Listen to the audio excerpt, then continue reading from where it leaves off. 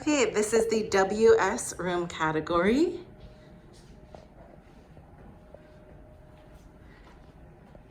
They left us some goodies at check-in. There's a mini bar, some specialty liquors, a wet bar, this nice little breakfast nook, full couch, coffee table, one of the best views of the resort, ocean front. This is Gordon's on the pier right here, the pool. Across the way is the East Bay building. Food trucks are right there, and the private island is across the way.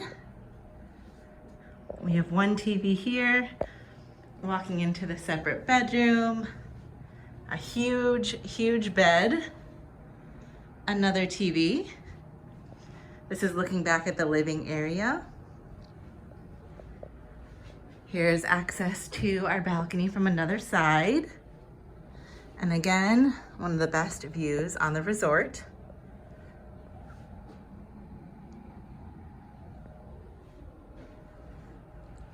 And this bathroom is huge. Double vanity, double closet. Here's the double closets, restroom area, large walk-in shower with a rain shower head.